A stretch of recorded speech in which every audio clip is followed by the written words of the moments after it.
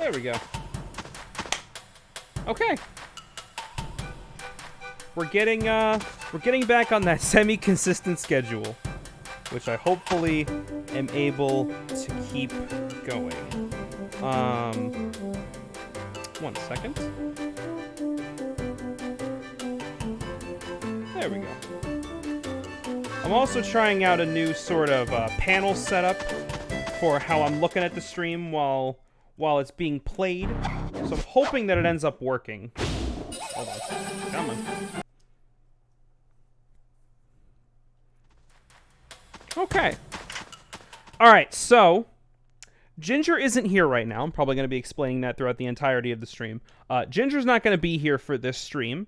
As much as I would like to continue Dokapon Kingdom, we unfortunately cannot, as Ginger is not available. So while Ginger's not here, I will be defaulting to whatever classic GameCube game I want to do. Because that's what I want to focus on with streaming right now. I want to do a lot of GameCube stuff, you know? It's just, it's something that I'm very close to, so I figured I should express my joy and love for all that stuff right now. Let me know if the game is too loud, because the game seems to be pretty fucking loud. You know what? I'm gonna change that up right now, actually. Where is it? Pac-Man! Terrible, terrible news! Pac-Land is Okay. in serious danger. The ghosts have unwittingly What's up, unleashed Derek? an ancient evil upon us by removing the golden fruit from the tree. Okay. According to this book, So it seems our like ancestors fought against this very isn't working. evil. Oh, nope, there it is. In ancient times, the Okay. great wizard Pac created a powerful potion that Dude, I'm turned so done with five today. fruit from Pac-Man What happened, Derek? into the golden fruit that was stolen today. We can skip the plot of Pac-Man. Who fucking care? All you need to know, ghosts are doing bad. You gotta get the golden fucking MacGuffins to do the thing. That's it. What's up, Kate? How have you been? We're playing fucking Pac-Man. My identity at this point is attached to two things. It is Bob and the GameCube. So I'm just going to milk that shit for all it's worth. I had to file a police report? What the fuck? General Modems has had to send their security team? What the fuck? Is this about the guy who threatened to who like spat on you and threatened you for not taking a tip? Because that's fucked. That dude's fucked. While the stream's getting started, by the way, I'm going to be just kind of hopping around the main little hub area, getting all the little fruits that I can. I'm not going to go for 100%. Maybe. If I'm feeling up to it, I'll go for 100%. Because who knows? Who knows how this stream's going to go in the future? Maybe I can milk this shit for all it's worth. The guy also had his security disconnected. Jesus Christ. What the fuck? Alright, so. Yeah, who knows? Maybe if the stream doesn't last for that long and I manage to get pretty far without going for 100%, I can make this kind of keep going with 100%. Who knows? Because that's the thing that I've never done with this game. I've been playing this game for many, many years. I have never once gotten 100%. So maybe this will be worth it at this point. I don't know. The audio is louder than your voice? Aw, fuck!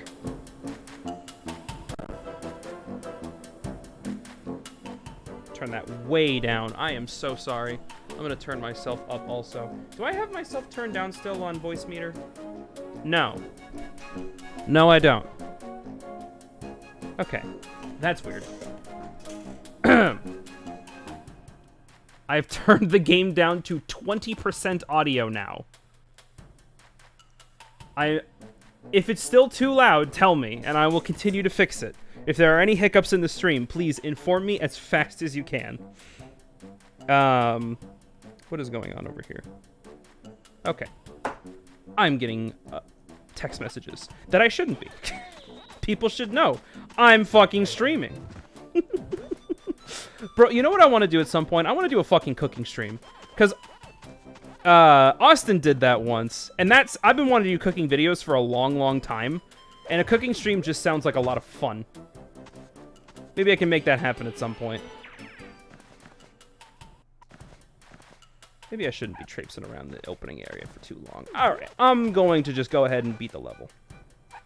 We'll move on to the more interesting stuff. You know, fuck, we're gonna do a speed run. We're not gonna do a speed run. I don't know what a speed run to this game even fucking looks like. Though that would be cool. It would be cool. Because what are the games that I know really, really well? Dark Souls. I can hear you now. All good. Awesome. Awesome, awesome. I'm hoping... Okay. I think the new way that I'm looking at chat is a little delayed. Maybe. I don't know. I'm trying... Right now... Alright. I'm gonna explain a little bit of a story. A little bit of backstory to how I'm approaching content creation and streaming at this point. I'm operating on a theme of... Because... Okay. I'm operating on a theme of fixing every little thing that I possibly can. I want to make streaming and content creation as efficient and as consistent as I possibly can. I aim to have another big scripted video out by May 30th.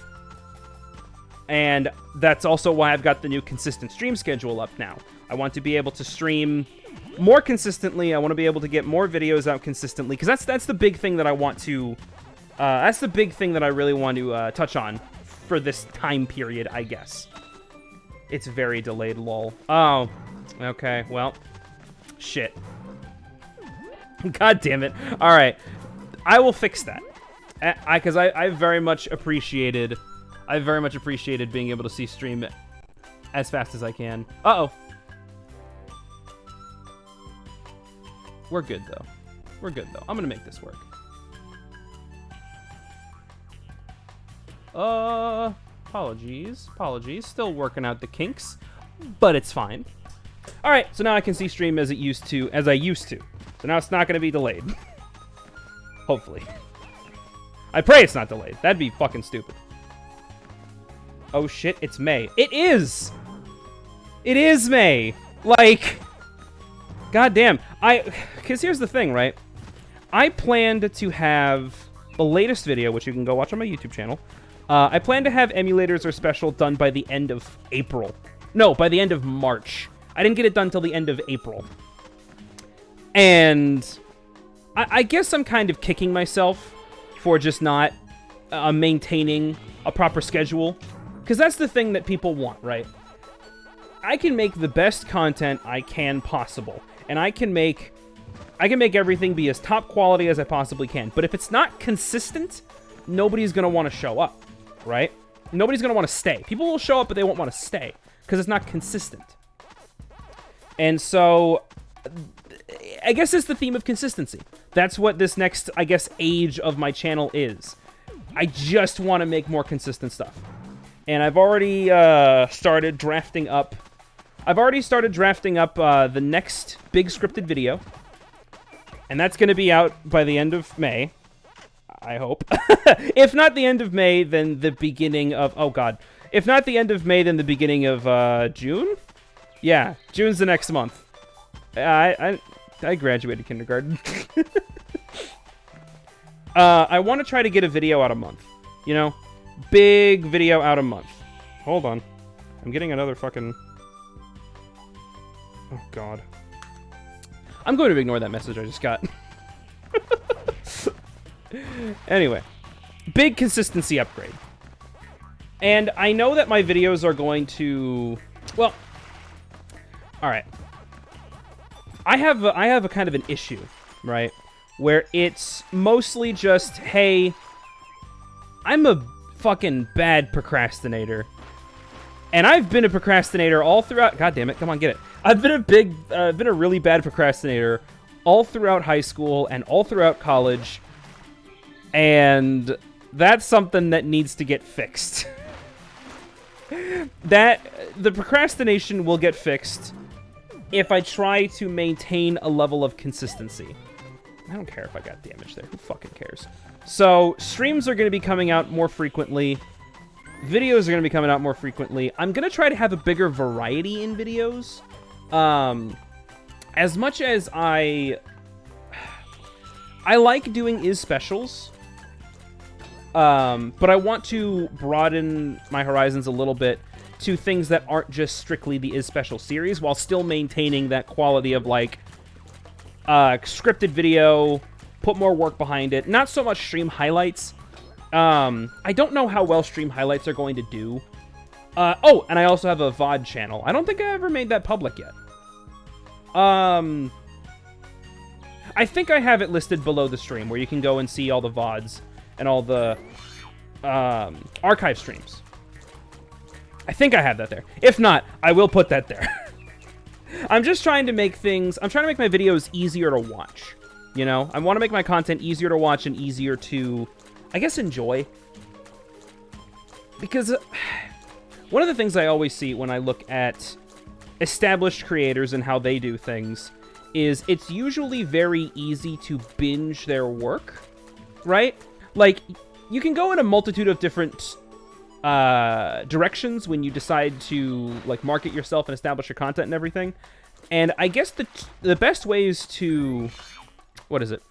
The best way to illustrate my point is if you look at two different content creators who work together frequently. If you look at Castle Super Beast, Wooly, the two members are Wooly Versus and Pat Stares At. They're both great, and I love them both. But they are polar opposites when it comes to creating content. Wooly likes to have dedicated series and chop up stream highlights and have long-running Let's Play series and themed videos and themed events and all this stuff, and he puts a lot of work behind his content. Pat just streams and puts his VODs up on his channel, and that's it. He's gone on record saying, yeah, my content is garbage, eat up piggies, oink oink. As much as I respect the level of honesty in him creating content, I know for a fact that he's only able to succeed at that is because he's been with the Super Best Friends for 9 goddamn years, and he's a very established creator, so he's able to get away with the, I don't want to say laziness, because he definitely isn't lazy, and he does put a lot of effort behind his content, just in different ways, you know? He has to put effort behind making sure his cat is in the stream all the time, and basically ruining it, and making sure his girlfriend screams at him for McDonald's. If you need to watch just some fucking filth, and a couple just air out their fucking dirty laundry live on the air, go watch their streams.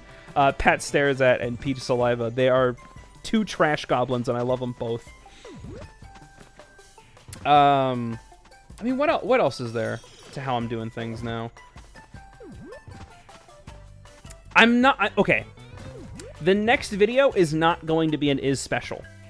That's kind of all I can say on it. Because another issue of mine is that I talk too much about my content. And I know that sounds kind of, I guess, counterintuitive. Like, why would you want to keep your stuff secret and stuff like that? It's because there's like a psychological thing that people have observed, and I've definitely observed within myself, that the more you talk about an idea or a project, the less likely you're going to do it, and the less motivated you'll be when it comes to actually doing that project. I 100% fall victim to that every goddamn time I make a new video. I have scrapped entire ideas. I'm a very passion-driven person, right? I have just not done videos because I've talked about them too much to people, right? So I want to try to keep a lot of the big details of my videos secret, just so that I don't lose passion. You know what I mean? Maybe that's just a me thing. Maybe other people don't... maybe other people don't struggle with that stuff as much as I do, but that's just the way I gotta do things. What else? Oh, come on. Get over here. I'm kind of just on autopilot while I'm fucking talking about how I'm doing this shit. I guess this will be a good shift for me. Anyway.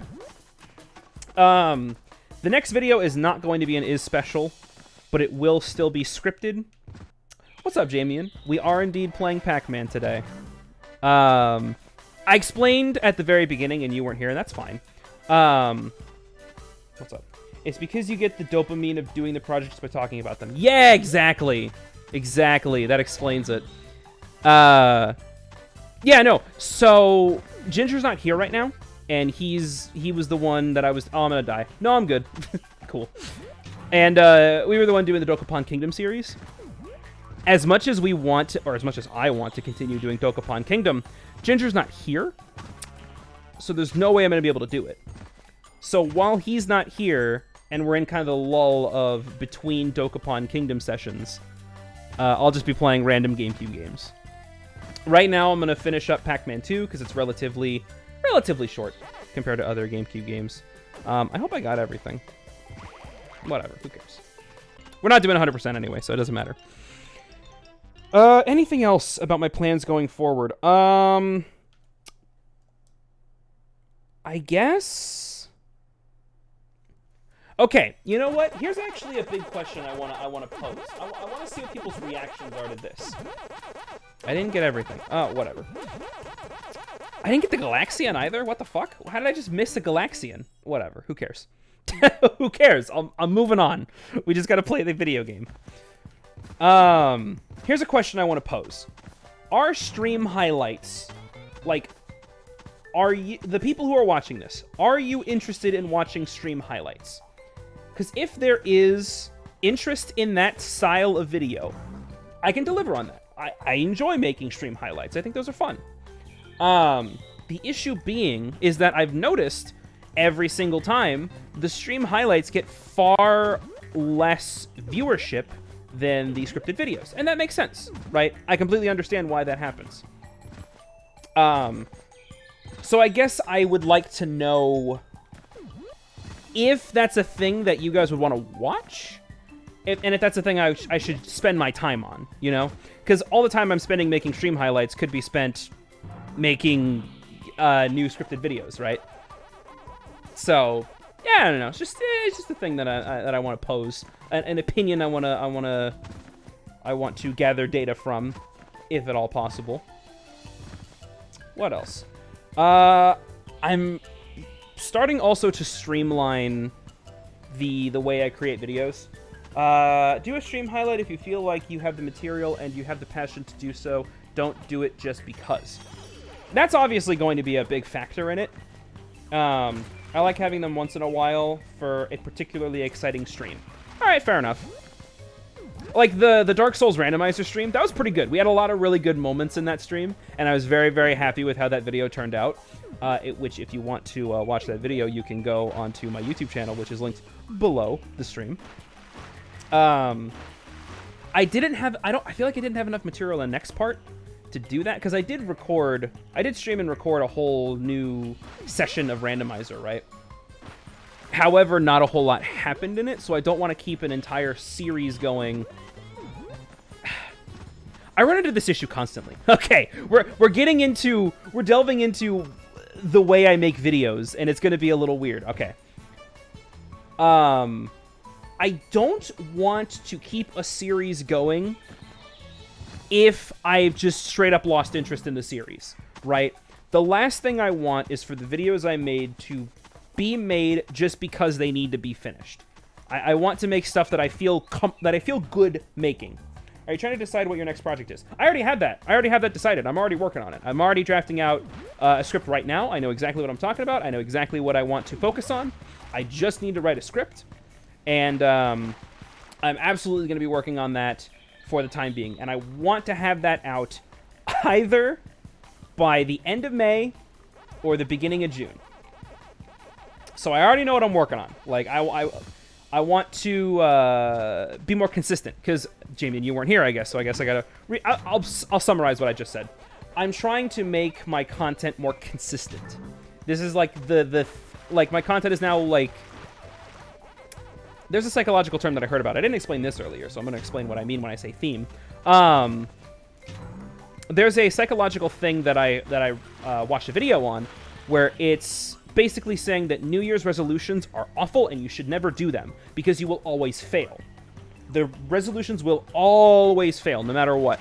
And yeah, that kind of happens to me, and I see that happen with a lot of people. I had a class on that. Interesting. Human motivation. Interesting. So I like this idea that this guy put forth. If you want to know what I'm talking about a video by CGP Grey. I don't know if anybody here watches him. But I tend to agree with a lot of the stuff he talks about, so fuck it. I'm gonna see if this works for me. New Year's resolutions are bad. Never do them. Instead, you should decide a broad theme for your year. Right? And that's one of the biggest things that I've struggled with as a content creator. I fall off of ideas that I have. I don't put enough effort into my channel, and I guess that's why I haven't grown in the past fucking decade I've had this channel. Like, I just lose motivation so easily. And I honestly don't know why. And so I feel like if I just push myself just a little bit, not enough to where I get burnt out, not enough to where I lose passion for making videos as a whole. That's the last thing I want to happen. I'm being very aware of burnout. And that's honestly the reason why I took a break from streaming for a little bit, is because I felt a little bit of burnout start to creep in. And I thought, all right, you know what? I'm going to take a short break from streaming. I'm just going to go ahead and finish this video. I'm going to put my head down, finish it, get done with it, and then we can get back to streaming. And that's what I did. And that's what has been happening. And that's why I haven't been streaming that often. So I want to just be more consistent. And so my theme for this year is the year of consistency. Be more consistent in making videos, be more consistent in taking shifts at my job, be more consistent in a lot of things. I want to start establishing more schedules. That's the biggest thing that I guess that my life has been missing at this point, is structure. I've been doing a lot of self-reflection, if you can't tell. I guess that's the one thing that my life's kind of been missing as of late, which is kind of a structure and consistency. I keep saying this word often, but like that's kind of what the theme is, you know?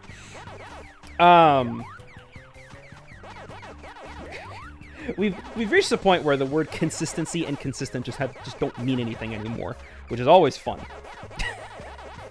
So I'm trying to like really analyze what my life is like and try to break down how I can better myself, you know? And I feel like consistency and achieving that and pursuing that as much as I can will probably, hopefully, work out for me.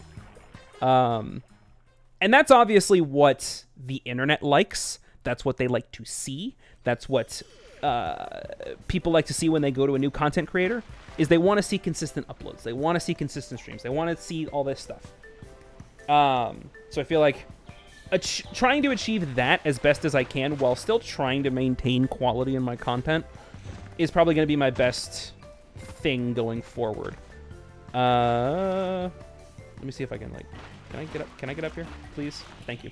Okay, my theme for the year was to progress my filmmaking career, separate from Gray Fox, lol. So far, I'm on the right track, but the pandemic slowed me down. See, that's the other big thing, right? Is I've been working with a studio out here in Houston called Redefining Creations. Actually, Jamie, and I think you might know him, Mitchell. I forget his last name, but his first name is Mitchell. He was in Potts' class a few times. You might want to look into implementation intentions. I will look that up. That sounds very interesting. Yeah, I know Mitch. Yeah, I've been working with Mitch. Jake and I have been working with him for a little bit. And boy, howdy, working with him has been one of the best fucking decisions I've made in a long time. And it's funny, Jake and I consistently talk about Mitch, and the conversation always delves into, man, Mitch is so much better than Brad. Which I feel kind of bad for. At the same time, nah, that dude deserves it. I don't know what the fuck happened with them, dude. Everything seemed to be going just fine, and then it all just fucking fell apart right at the end. But whatever, I'm not gonna drag drama into my streams. That's the last thing I want to do. I'm gonna write that down, actually. Hold on. Where did my fucking sketchpad go? Dude, I bet, which is why I decided to do my own thing. Hey, that's good. That's good. Honestly, I feel like Jake and I could get you into talks with Mitch, and once this whole, well, if this whole pandemic thing kind of smooths itself out and things start going back to what we used to perceive as normal, maybe we can get you on board. Mitch is always receptive to get new people doing things, right?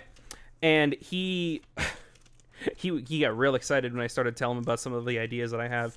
So I feel like we could.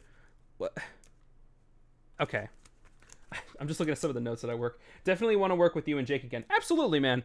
It was a lot of fun to do that. So maybe we can see what happened. Let me write that down. What is it called again? Implementation intentions. I'm gonna write that.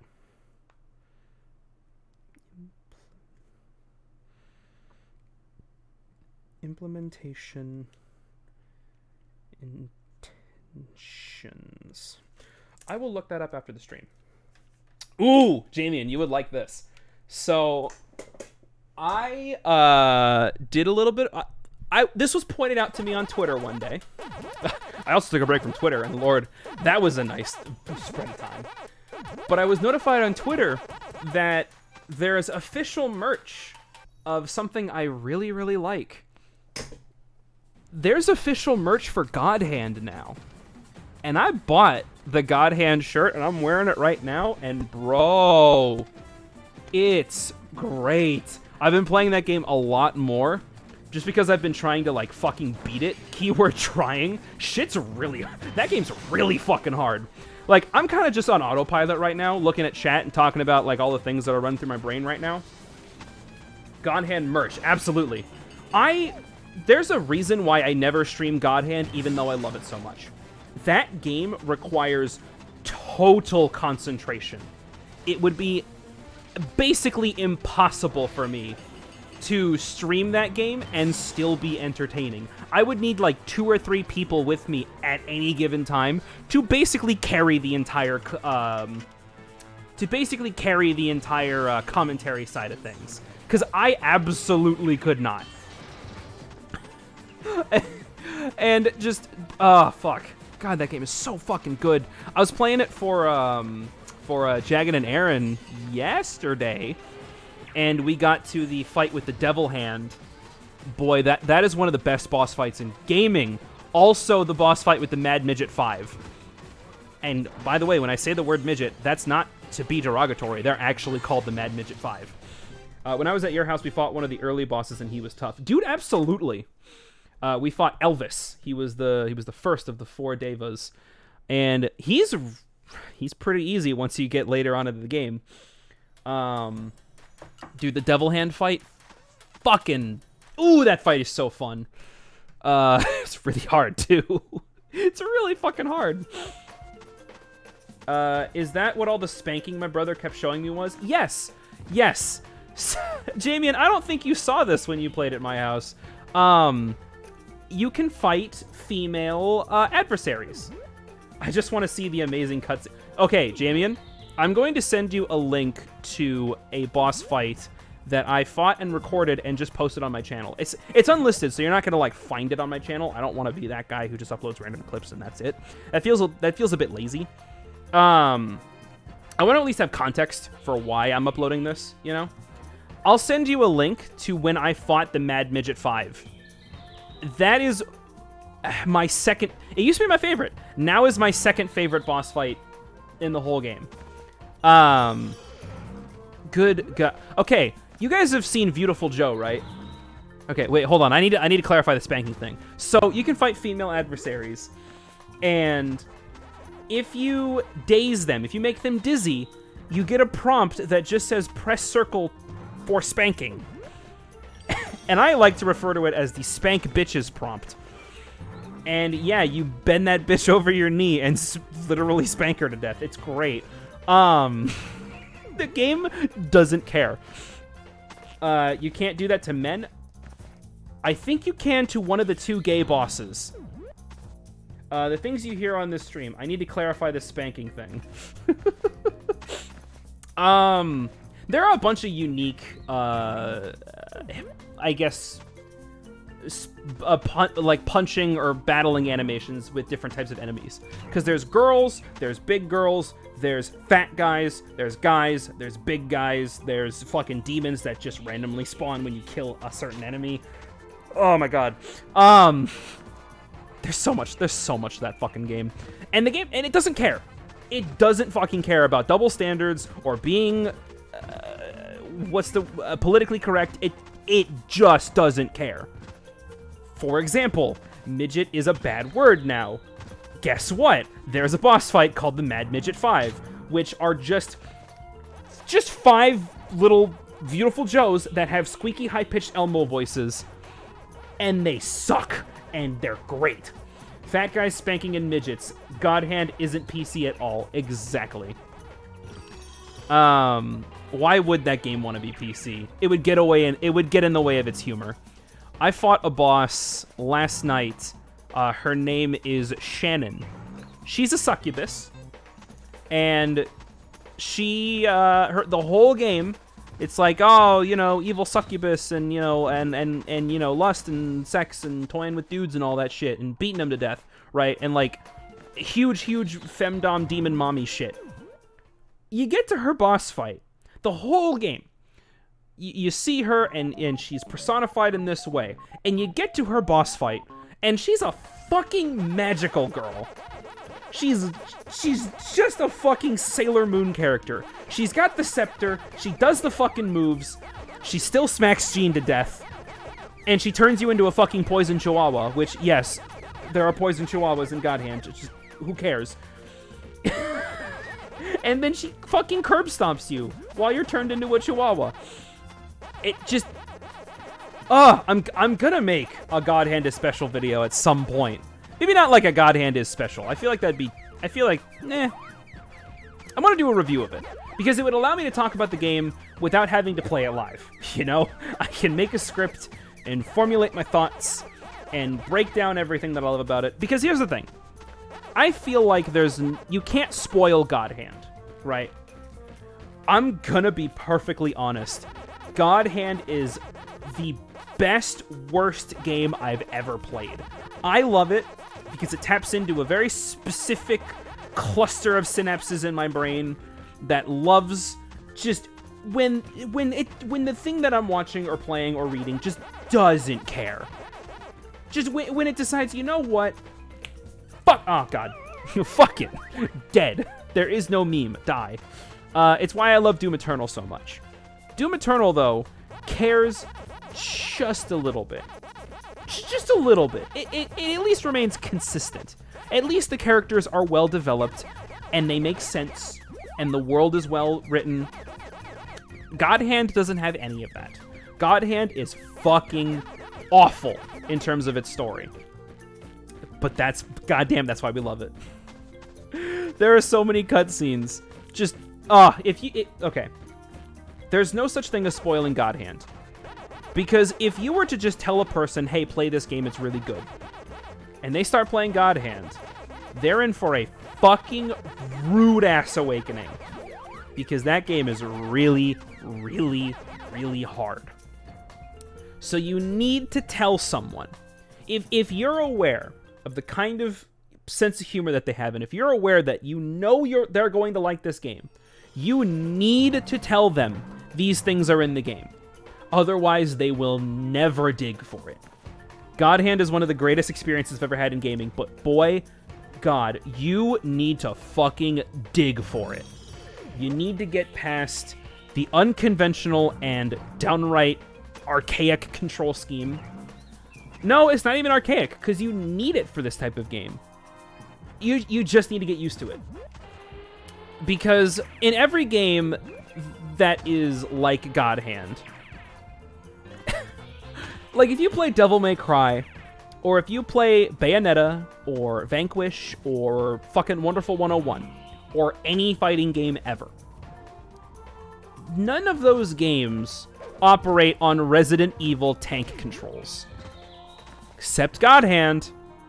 God Hand is the only game where when you play through it, the right stick does not control the camera. The right stick is only used for dodging. So if you flick back on the right stick, you'll backflip and dodge attacks. If you flick it to the right and left, you'll like side dodge to the right and left. If you push the control stick up, you will juke your head and dodge like high punches, right? Just there's so much. I have enough. I haven't even beaten the game yet, and I have enough to fill a fucking 20-minute video on why I love this goddamn game so much. Imagine what it'll be like when I actually beat it. Oh god. You guys like it when I autistically scream about games that I enjoy? Because there's a lot of it in this stream, I guess. We're only 35 minutes into. Oh boy. Oh, let's see how far we can get. You guys remember Pac-Man? You guys remember when this stream was about Pac-Man? I don't. Oh, man. It's fine, though. How are y'all doing tonight? You know, I never asked how chat's doing tonight.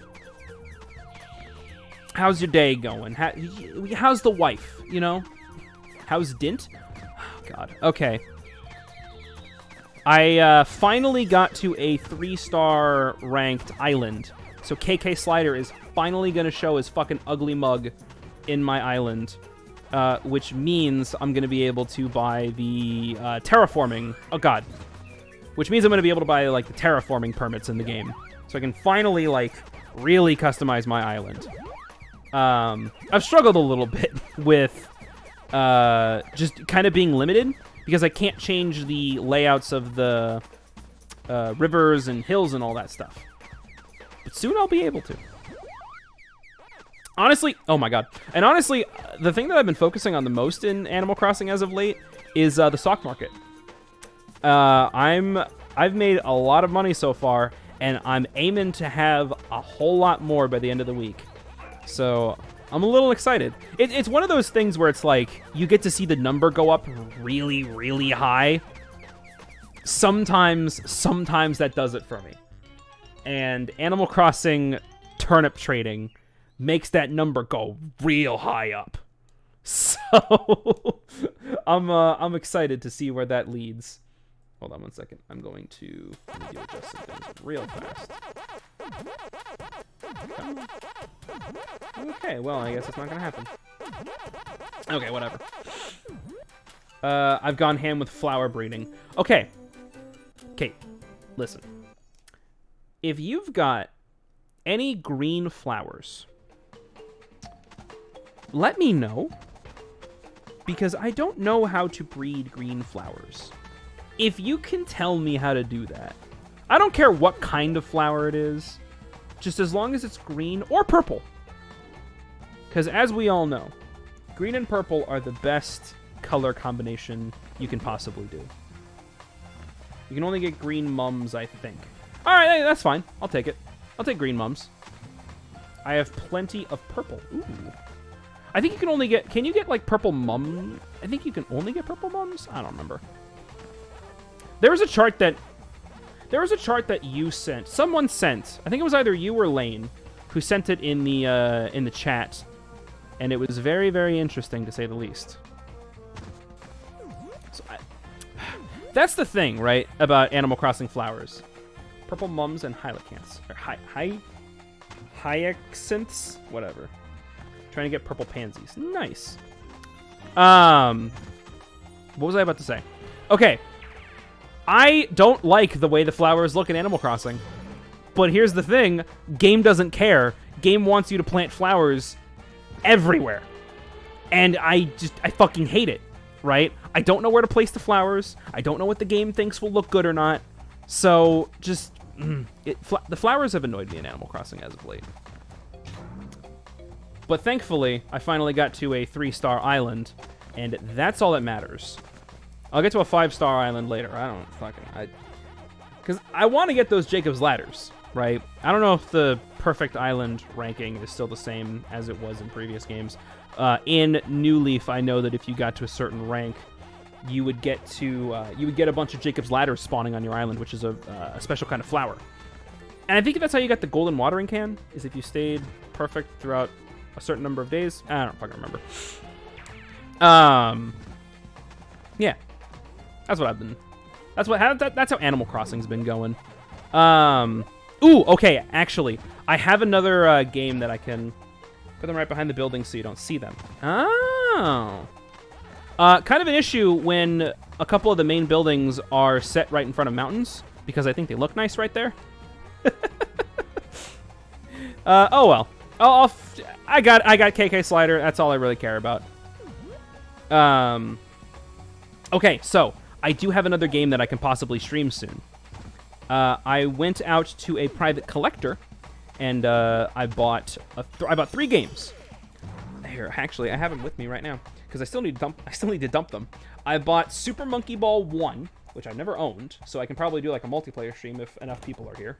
I bought Banjo-Tooie, which I've never owned and I've never played, so maybe we can get a fucking Banjo-Tooie stream coming. Who knows? Who knows? We'll see. And I also bought SpongeBob SquarePants Revenge of the Flying Dutchman on GameCube, which, other than this and Lights, Camera, Pants, are the only SpongeBob games I don't own. I'll play Battle for Bikini Bottom once the remake comes out. I don't want to blow my load on that game too quickly when the remake is coming out, you know? So I can go back to SpongeBob games and play that one, because who knows? Maybe that'll go well. Because the movie game was like a big thing. More SpongeBob, exactly. You might get the SpongeBob guy back. Exactly. Here's the thing. Like, unironically, the SpongeBob game attracted more people than any game that I've played to date, which is why I'm shifting my streaming. What do I mean by that? My streaming priorities towards GameCube games. I think next stream day, if I don't have Ginger back, I'm gonna do Sonic Riders. That's one game that I've been meaning to revisit for quite a while, so can do that one maybe. Sonic Riders is an underappreciated Sonic game, an underappreciated racing game in general, right? SpongeBob guy is gonna be mad if he ever comes back, because he'll be asking like, "Oh man, when are you gonna finish the movie game?" And I'm like, "Bro, I already finished the movie game. You weren't here for it." Oh man. Oh well. So yeah, I can do that SpongeBob game at some point. That would be fun. Because here's the thing, right? I want to focus on GameCube games, right? Because there's always a fucking catch with the way my brain works, right? I want to focus on GameCube games. That's just kind of what I'm the most passionate about and the thing that's closest to me. However, I don't want to focus solely on the big name like Mario and Zelda games. I would like to do them. Don't get me wrong. However, I don't want to just have my whole channel be the biggest games on the system, you know? I want to try to get to the more underappreciated games. I want to try to get to the games that maybe some people just haven't heard of. Maybe they need to get a little nudge. I need to go back. Okay. Maybe they just need to be shown something cool. Maybe they'll talk about it. Yeah, I don't know. That, and it also helps that less people are going to be watching certain games, so I can talk about them more. Anyway. Fuck, what am I saying? Yeah, so if you have any games that you don't see people talk about a whole lot, let me know about them. Honestly, GameCube had plenty of underappreciated titles. Exactly, right? Not even that. I can also do like PlayStation 1 and PlayStation 2 games, right? Because I've never played really any of the big PlayStation games. I recently got a friend of mine recently convinced me to acquire Ape Escape 1.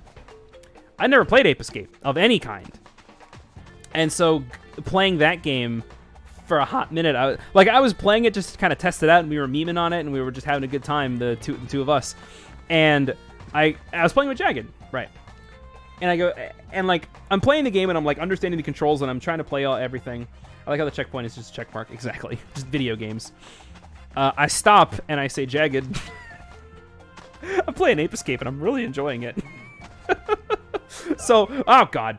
So maybe an Ape Escape stream at some point. Only issue with that is, God. I guess we're back on that track. Fuck, whatever. I'm not as connected to Ape Escape as I am like Pac-Man World 2. So who knows? We'll see what happens. I'm honestly open for like any game at this point. As long as it's not like shitty games like Destiny or Valorant or anything that Riot Games puts out. Haha, got him. Audible dab. There are just certain genres that I just don't have any interest in, period. So I really don't want to stream them. For example, I have zero interest in streaming Apex Legends. If you want to see Apex Legends content, go to Austin streams, I guess. He likes to play those multiplayer focus games. I don't. Maybe I'll play the odd fighting game. That's pretty much it. I don't know, man. Like, this is why I love character action games so much. If you don't know what character action game is, it's like Devil May Cry, Bayonetta, God Hand, stuff like that. God Hand also, good God. All these games are basically single-player fighting games. So, God damn it. So I can still enjoy the rush of learning and mastering a fighting game while also not having the experience bogged down by shitty people, you know, and constantly losing. Because here's the thing with me, right? When I lose in God Hand, it never feels like I'll never be able to beat a challenge. It's almost always, oh yeah, no, I got this. I just got to do it better, right? And maybe that's just a mindset thing. Maybe that's just a thing that I got to get past. But when I play fighting games against real people, it becomes really easy to default to the, well, they're just better than me. I'm probably never going to beat them, right? God damn it. But with a character action game like Bayonetta or God Hand, it becomes really easy to just be like, oh, well, I got this. I can handle this. I'm good at video games. I can fucking beat this. Maybe it's just the multiplayer aspect. Maybe the reason why I don't like multiplayer games is because of that mindset thing. Who knows? Who knows? Also, I'm just like not a fan of shooters. Unless it's Doom. Unless it's Doom, I'm not a fan of shooters. I'll be honest though, Apex Legends, what's up? Yeah, other people just make things less fun. Exactly, right?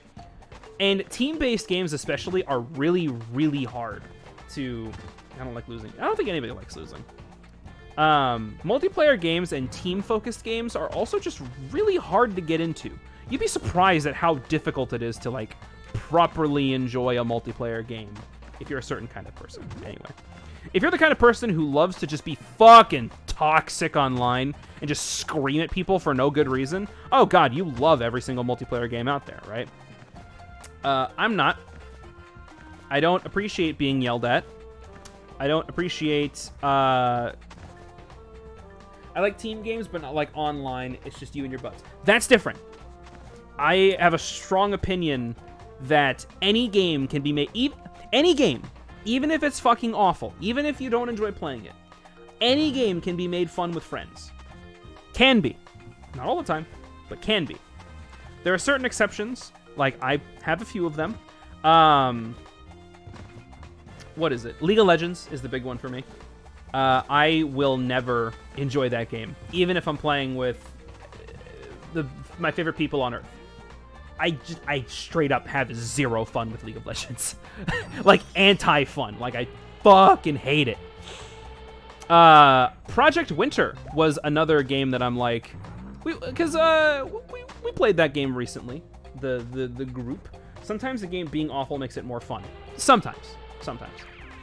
Project Winter is, by all accounts, a fine game. I can look at it objectively and think, yeah, you know, it's not awful. I've played way worse.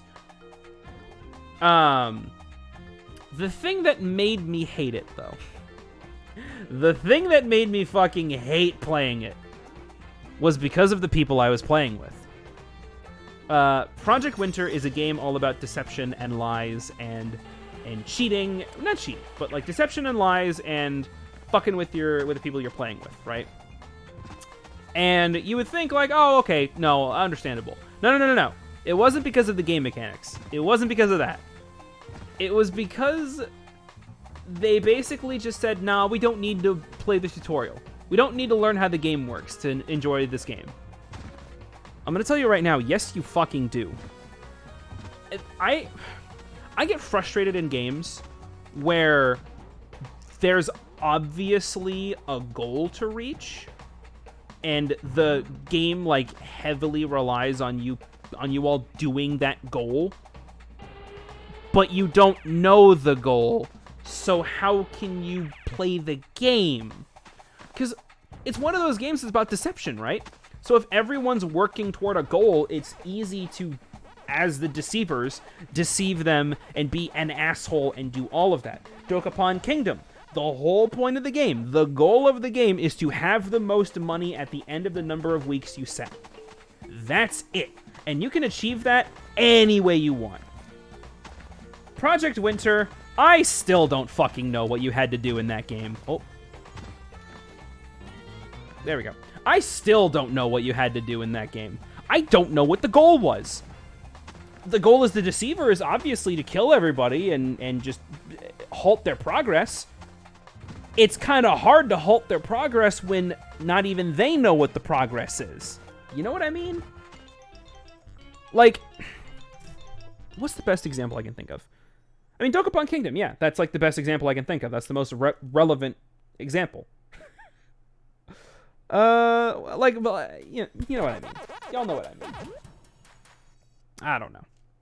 It's one of those things. Butane pain. I don't even know if I've been getting every... Guess we should have done the tutorial then. Yeah! Yeah, we should have! Prime, you... When you play a new game, the best thing you should do is learn how the game works.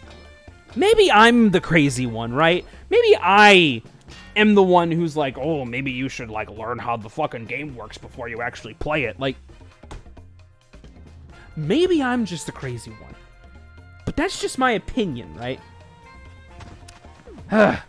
There are some games where, yeah, you can just jump into them and be a douchebag and have fun and, like, not really bother, right? GTA, I feel, is the prime example. You don't need to fucking worry about the rules of the game. You just shoot people with guns. And you can have fun with your friends doing just that, right? But in a game that's all about deceit and stuff like that, it's like when your professor is like, you missed the mark on this project, but never gave you a concrete expectation for the project. Oh my god. Oh my god. Have I told the story of Professor Potts on stream before? Jamian knows exactly who I'm talking about, but I'm curious if chat knows who I'm talking about. I think I'm missing, like, everything. Who cares? I've never heard it. Oh, boy. Okay. So prepare. This is going to be the next hour of the stream. I hope y'all are ready for this. Professor Potts was mine and Jamian's film professor. Fuck, I think it was a year ago. I think that class was a year ago. We were in Digital Video 2, I think. I forget exactly what the title of the class was. But essentially, we were in, like, the video class where it's like, yeah, y'all know the basics. Y'all understand the basics. We can just... advanced digital video, that's it. Like, y'all know the basics. We can just basically say, hey, here's some advanced concepts. Here's some, you know, like, things to better your film career and your tactics in filmmaking. Have at it, right? That's not what Potts did. I will now proceed to list the things that I have accomplished in that class. I learned better lighting techniques, but that wasn't because of the professor. I learned how to set up a studio for a Dungeons & Dragons show. Again, had nothing to do with the professor. I learned that it doesn't matter what you write for your final, because if you just do everything in the class and 70% of the class just doesn't show up sometimes, you can just get away with whatever you want. I learned exactly how many lights are too many lights. when it comes to filming a project. And I learned that you can get away with theft if the person you're stealing is incompetent. I'm not going to elaborate on that. I don't think the statute of limitations is up on that yet. So I'm not going to break down what I mean when I say that.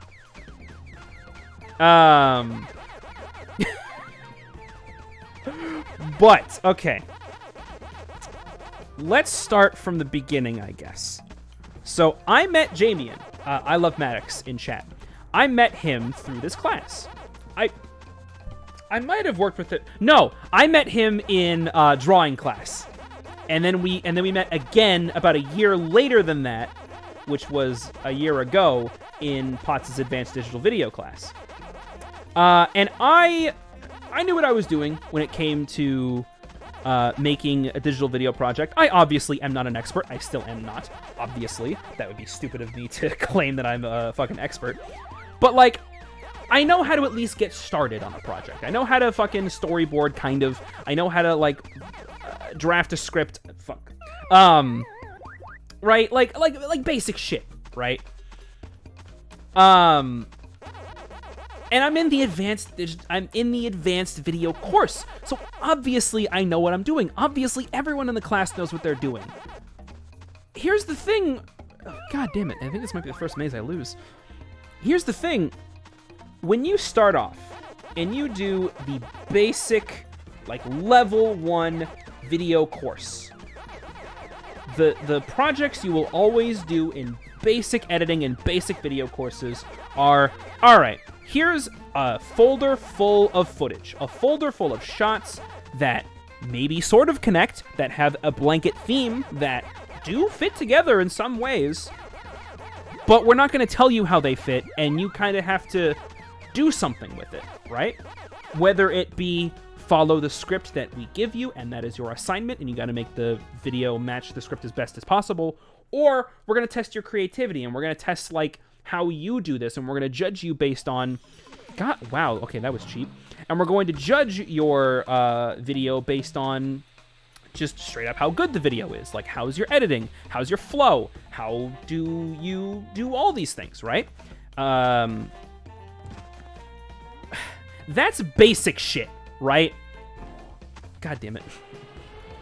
And I don't want to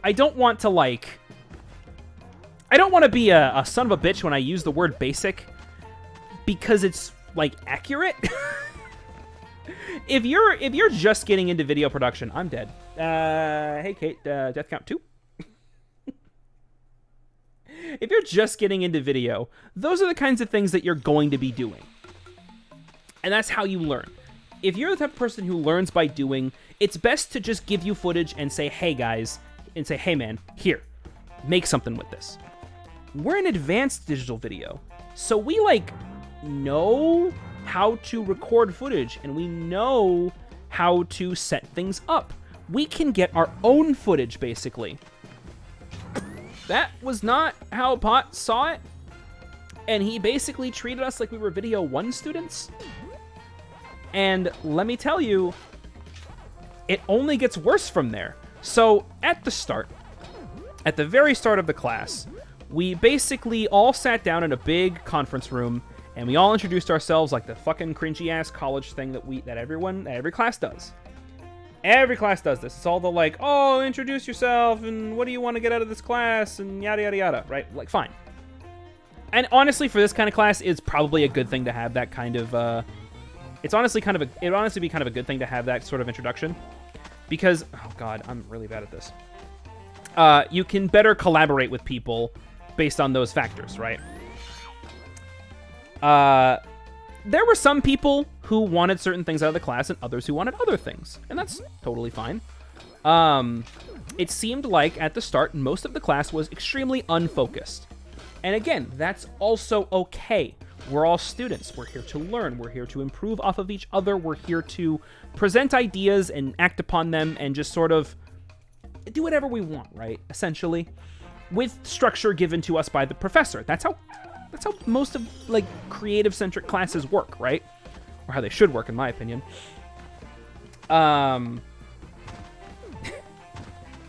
So we go around and we say, hey, here's what we want to do. Here's the kind of projects we have experience with. Here's what we enjoy doing. And there was a pretty, I don't want to say even distribution, but it seemed like most people had things they wanted to do that it seemed like if we really wanted to, like if we like had to, the whole class could fit together a semi-professional film crew. Like, we all basically had knowledge in one thing or another that could add up to a professional film crew. Like, we had one person who was good with lights, we had one person who was good with editing, we had one person who did a lot of music videos, so they know good stuff about cinematography, yada, yada, yada, right? Nobody wanted to put forth any ideas. And that was, like, I don't want to say a red flag. Maybe people were just being nervous because, like, we're in a new setting and there's new people and you don't want to be the fucking dork who's ostracized for putting forth a bad idea, you know? I didn't care. Straight up. There was a lot of laziness in that class. We'll get to that.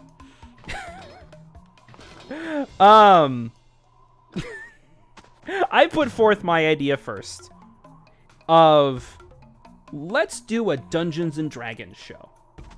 Right? Because I had never been a dungeon master before. I had played off and on, but I've never been the guy who sets a game up and, like, hosts a game, essentially. So I wanted to... what are those circle platforms on the trees? They are fire. They shoot blue fire that you can barely see, and you have to be metal to be immune to it. So I was like, all right, if nobody's going to put forth an idea, let's just do D&D. I need some people here who will play characters, and that's basically all you got to do. Essentially, we're playing a game for a grade, and that's how I was able to rope in a few people. However, there was a heavy, like, to go back to the thing that Jamie said about laziness. It seemed like people didn't want to put in the effort to learn how the game was played, even though a grade would just be playing a game. Death count 3. So that was, again, one of the I guess tone setters for the entire class. But I eventually was able to pull together a group of people who were okay with playing Dungeons and Dragons. And it was me and 4 other players, and then Jamian and our friend Brad. And I used the term friend incorrectly. Well, at the time, he was our friend. That's all I'm going to say about what happened at the end. Okay, so in my perspective, in the way that I have been doing this throughout the entire class, I had about an hour and a half long gap between my first class of the day and that class. And I had nothing to do. I was basically sitting in the student common area, kind of just doing nothing. And in my school, the student commons area is fucking cringy and just awful, and I don't enjoy being there, and I don't enjoy half the people who hang out in that area. So I just decided, you know what, fuck it. I'm just going to go to the class, I'm going to hang out in the studio, and I'm just going to, like, chill, right? That's all I'm going to do. Because it's quiet, I'm away from everybody, I can just kind of play on my Switch and do nothing. Then Jamie and Brad started showing up. And I was chill. Or maybe they were already there. I forget. Regardless, I started showing up early. Brad and Jamie were also showing up early. So the 3 of us were just kind of hanging out in the studio. Now, when the class actually began, throughout the course of the semester, people just wouldn't show up. Because here's the thing about people who don't care about film. They enter a film class, they enroll in a film-centric class for a free A. They think it's going to be a free A. And, wow, that was fucked. If you were in Potts' class, it was a free A for me. No, it wasn't free. I did way more work than everybody in that fucking class. Jamie and Brad and I would show up an hour and a half before class started, and we would help Professor Potts. We earned our grade, exactly. We would show up an hour and a half before the class started and basically help Potts set the studio up. and 70% of the class just straight up wouldn't show. And it got a little annoying after a while. Oh my god, Jesus. Yeah. So I set up this whole thing where it's like, all right, y'all, we can play Dungeons and Dragons in class, right? I eventually got a group set up. We set up their characters, and then we started filming. And genuinely, the show went pretty well. Like, the filming was pretty fun, and we managed to get things set up in a way that we were proud of. We managed to, like, have a format that worked, right? Here's the thing about Dungeons and Dragons.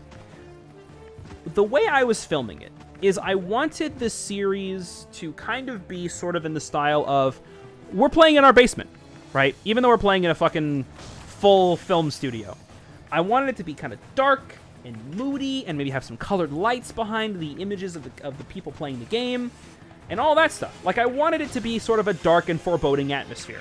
And that's what I was able to achieve when I was setting up the lights. Well, I shouldn't say I. When Brad, Jamie, and I were setting up lights and cameras to make our shots as good as we possibly could. And we certainly achieved that. Our setup was badass. Exactly. Here's the thing, though. Potts' studio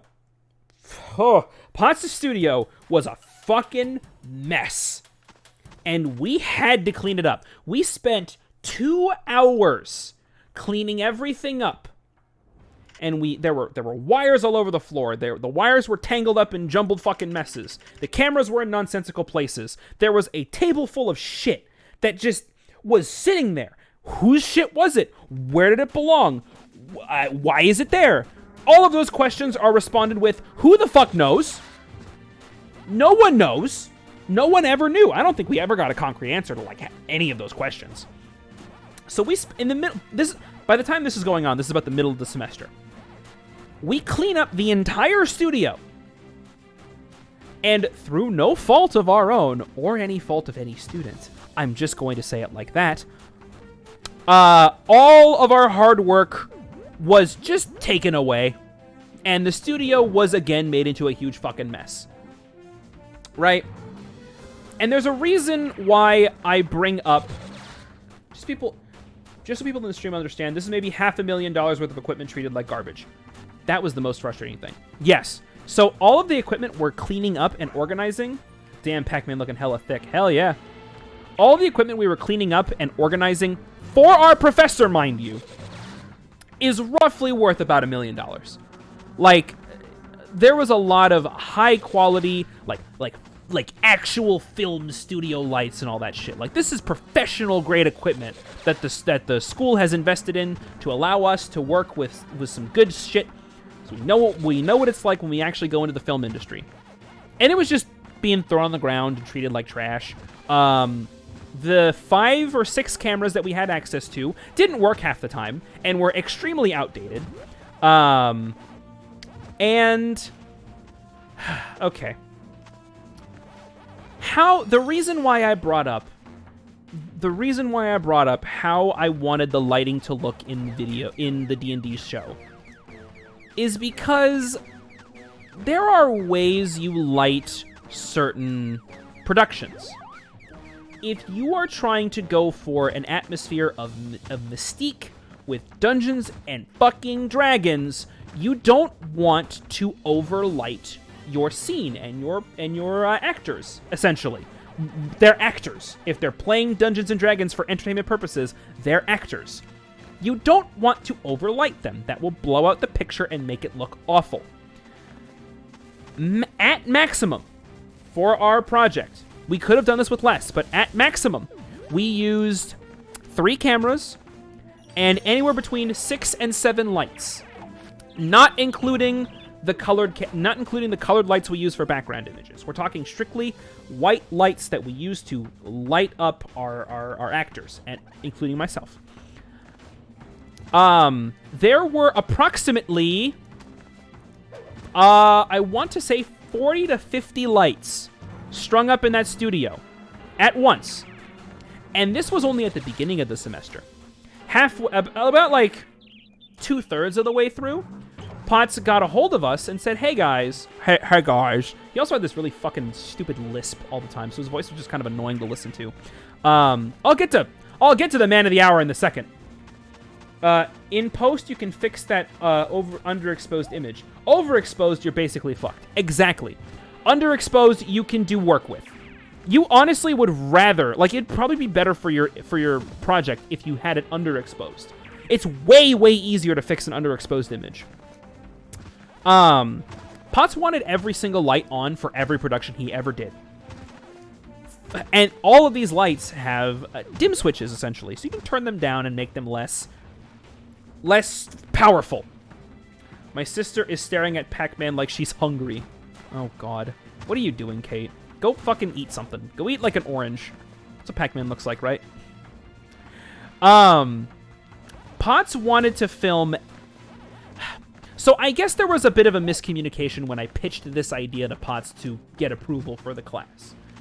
I said to him, hey, Potts, we're basically going to be playing a tabletop game.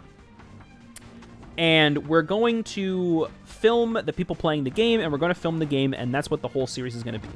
And it will essentially allow us to do... The reason why he approved it is because I pitched it with the idea of, oh, we can get practice with picture-in-picture editing. Which, what that means is basically what you're looking at in the stream right now. The picture of the video game is within the picture of the stream layout. Every stream layout is technically picture-in-picture. Face cam's another picture-in-picture kind of thing that you can do. And that was how I was able to get him on board. Dude's like in his fucking late 50s, early 60s, by the way. He doesn't fucking know what anything that we're doing right now is. He's very old-fashioned. And it's not that he refuses to learn, it's that I think he's incapable of learning. And I will break that down later. Oh my god, there was so much wrong with this class. Fuck. I say to him, Potts, we'll learn how to do picture-in-picture editing. And he's like, oh, that sounds like a great idea. And then we can learn how to do editing tricks with that. I'm like, yeah, okay, sure, Potts, whatever. By the way, I've already had classes with this guy before, and they were also fucking train wrecks. So I had a very poor mental image of how this class was going to go right from the start. And yeah, I was right. So we get the whole show set up, and we start the show, and it goes great, honestly. Brad, Jamie, and I were able to set up something fucking wonderful, and I had a lot of fun filming the D&D show. If you actually want to watch it, it's on my YouTube channel, if you're interested in how that turned out. Be warned, it's about like 6 to 7 hours worth of D&D. So if you're chill with watching that, hey man, be my guest. I don't know if Zombie's in the stream. I can get him, you know, he can watch my fucking shitty D&D series. Regardless of everything, I was proud of it, right? And Potts comes in while we're setting up, and not so much demands, more so begs the three of us to have every single light on at the same time. And if you look at my D&D show, and if you look at the shots of me as the DM, I like to have my hands in frame, and that goes for any other player too. Because when we're playing a game like D&D, where there's no real table and it's all just talking and describing what you're doing, you obviously do a lot of hand motions. You do a lot of gestures with your hands, so you can fully convey what your character is trying to do, right? Or what you're trying to do as your character. Potts didn't get this, I guess? And so if he would ever touch the if he would ever touch the cameras, he would always zoom right into everyone's face and film it like it was a news show, which the three of us had high distaste for news media. I don't know if I still have that... God damn it, really? I don't know if I still have that opinion, because news media, while it is pretty shitty, I understand there's a lot of work that goes behind it, so yada yada yada, whatever. He had the worst angles. He also had the worst angles. Like, it was never, like... It was always straight on the fucking actor. It was never like, well, we're gonna make the camera go lower or go higher to... I'm ignoring that. we're going to make the camera go lower or higher to achieve a more unique and interesting angle, right? No. You don't do any of that. This is a news show, right? And we're also going to have every single light on at the same time, right? Because that's how the news does it. That's how Fox News does it. So we should have every light on at full blast.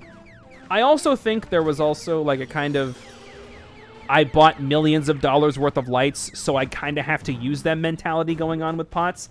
That was never confirmed, and I don't really have any strong evidence to support that claim, but I feel as though that might have been the case. Anyway, we filmed the show. It turned out pretty good. We were about to film our 3rd or 4th episode, and we had a pretty consistent schedule, honestly. The class was on Tuesdays and Thursdays, and we would always film D&D on Thursdays, because that was just the day that worked out best for all of our actors. So we would always film on Thursdays. During class, obviously, because it was our fucking class project. So we're setting up for the show on Thursday, about 3/4 of the way into the class. And Potts walks in and says, "Hey guys, why are you setting this all up? We're supposed to be helping the drama students with their projects." And I look at him and I say, "Potts, what are you talking about?" So I had completely forgotten at this point, because I guess he had also forgotten. Potts made a deal with the drama professor in the school, which I had also taken his class later on in my college school year, whatever. So I was also, again, working with Potts, which didn't go well, but doesn't matter. This is about the video class, not the acting class. So he comes in and he just says, "Hey, we're not doing this today. I need you to take all this stuff down." Without talking to us, without giving us any sort of warning, without anything, really. And needless to say, as the director, I was pissed. And not pissed because the show wouldn't go on. Not because we set all this stuff up and, you know, we put all this work into it. No. I'm upset because I have people who are showing up who are outside of the class and taking time out of their fucking day to be here to help us out with this goddamn project. And I don't like canceling on my actors, right? I don't like being the guy who's like, "All right, guys, shooting's canceled. We're not going to do that." Because I had to do that a couple times before this event happened. And I didn't like doing that. I really, really didn't. Because genuinely, the players that we played with really enjoyed playing the game. So, you know, it was just kind of unfortunate. Sometimes it was unfortunate. This time, I was fucking pissed. Because I had to cancel it again. And I had to tell everybody, "Hey guys, just don't come to class today because it's canceled." Because I'll be real, the people that we played D&D with, I don't think they really did anything in the class. There was one guy who also was working with Mitch on his projects, and he's a cool guy, right? I'm totally cool with him. One girl, I think she just drew a lot, and she was really fun to play D&D with. Don't get me wrong. But I don't know. No, she did turn in a video about a dog she took care of. So she did turn in something, which is more than I can say for, like, more than half of the people in the class. That was just one of the bad things. Potts, even though we were in advanced digital video, he would expect us to do projects that were made for level 1 video classes. What the fuck? What was that? Death count 8. Here we go. Anyway, he expected us to do projects that were made for beginner editors and beginner film producers. Well, whatever. I'm missing that, I guess. So Brad, Jamie, and I were a little, what's the word I'm looking for? We were a little, insulted by that, because we already did all of the projects he wanted us to do. Like, straight up, he was just reassigning projects. Like, he wanted us to do a project involving this folder full of footage. I think it was, like, Chocolate Dog or some shit. Whatever. The projects were all really stupidly named also. He wanted us to do projects based on this cluster of film that he just kind of had... Wow, okay. That he just kind of had in his fucking hard drives. And we didn't want to do it. Straight up. We did not do a single assignment that he wanted us to do in that whole class. And we still all got A's. I did D&D. Brad did some fucking thing where he dressed as Spider-Man and walked around the campus. Jamie, what did you turn in? I forgot what you turned in. I think you just turned in projects that you worked on outside of school. And it still counted. Because Potts didn't care. He just wanted grades. That's another thing. Holy shit. So, I'll talk about the Spider-Man project, because that's actually a really interesting footnote. I was the cameraman. I turned in D&D and Spider-Man. Perfect!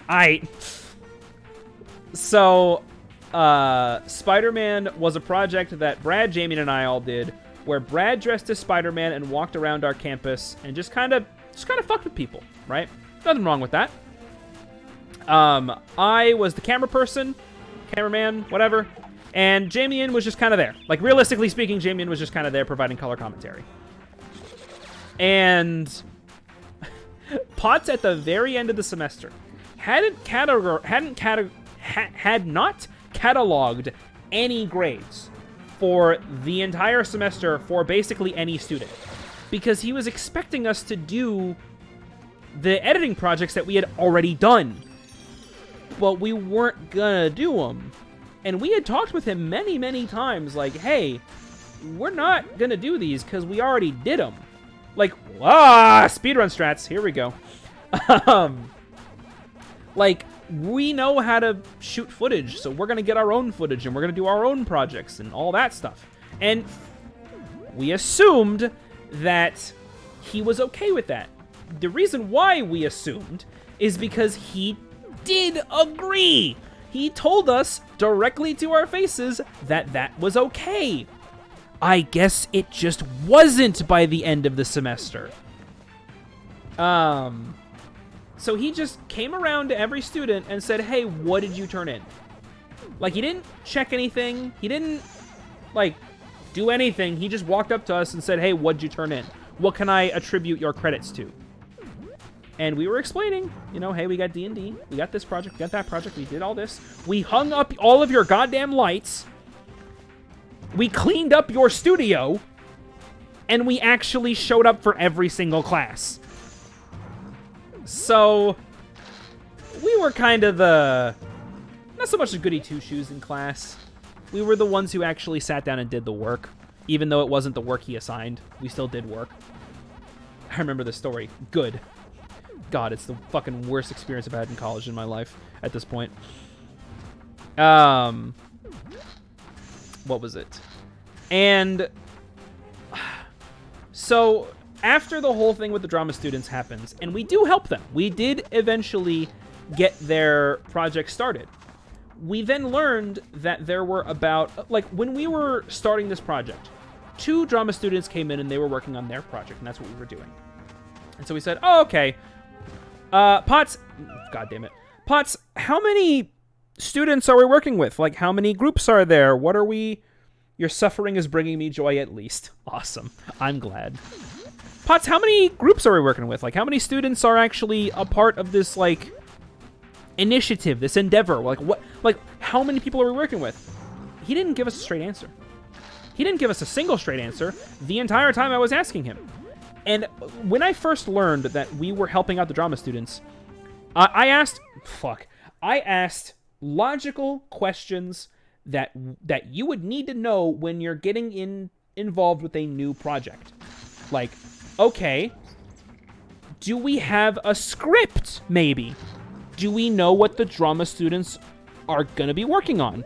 Do we know, like, how we should set up the studio? Do we know what they're looking for in this project? Can we talk to them? What professor is this? He never gave us a single straight answer for any of those. We had zero information. We were basically just expected to have 2 students show up, have them explain to us what their project is, which, by the way, if you're going into directing or studio management or camera work or anything, it looks poorly on not only you, but also the entire studio and group if you need to have the actors explain to you what the project is. God, again, fucking God, again. Same place. It looks really bad on you. And we didn't have any information at all. And so, oh my God, look at that glitch. So they show up, and us having 0 information, 2 of the students show up. And we have 0 information, so we ask them what their project is and how long it's gonna go and like what setup they want and all that stuff. And they were very chill because they didn't know, right? Like, they only cared about how good their acting was. And that's fine. Like, they have to focus on their acting because they're in a fucking acting class. They don't need to worry about where the cameras are and how they basically had to play directors as well as actors. You don't do that. Like, unless you're really good at what you're doing, which, hey, nobody in the room is really good at what they're doing at this point. We're all college students. Like, I was also embarrassed. Like, I hardly ever get embarrassed. But having to make them sit there while we set everything up, and they were basically doing nothing but going over their lines, which I'm positive they went over. Well, that's another death for me. Which I'm positive they've already gone through their lines so many times, they're just kind of killing time at this point. Like, it was embarrassing, straight up. And we didn't enjoy doing this project. Not working with them. They were, like, pretty much every student that we worked with for the drama department was great. We didn't have any issues with them. We then learned after helping those first 2 students that there were, I want to say, 5 to 6 groups of students. And so we're like, oh, okay, well, the class isn't over. It took us about, I don't know, 45 minutes to an hour to film one group. And the class was, I think, an hour and a half to 2 hours long. Something like that. It was a really long class because it was one of those things where it's like a lab and also a lecture, but there were no lectures in the class because, of course, there weren't. And so we thought, okay, well, if we manage our time correctly and we actually have a plan going forward, we can film pretty much every group in one day. We just need the proper information. And then we can get back to D&D. We never got that information. We also never got to film all those students in one day. It was all one class period at a time. I missed that, whatever. It was one class period at a time doing one group, and then after that group was done, we were just kind of farting around doing nothing when we could have been filming Dungeons and Dragons. Why would we waste all this time when we can be working on the things we actually want to work on? So we had the plan to efficiently go through these assignments. But Potts didn't see it like that. He wanted to drag this shit out as far as he could, as long as he could. I guess because it looked better on him. Didn't look better on us. We were pissed. So here is the finale. Here is the end of the class. Here we finished, not finished, but we're done filming D&D because this semester's pretty much over. We attempted to film D&D outside of class and outside of school. It didn't really go very well. We ended up losing one of our players and having to replace him with another player. Which I'm not going to... So, Jamie, I know I didn't talk about... I think her name was Ashley. I know I didn't talk about her because she didn't really matter for the whole class. Essentially, there was a student who just showed up one day before class began and was just like, hey, is this the anime club? And we're like, nah, but you can hang out with us anyway. And so she did, and she was pretty chill. And we had a lot of fun. That happened occasionally. Like, students would just show up, and we would just chill with them. And no one cared. So, oh well.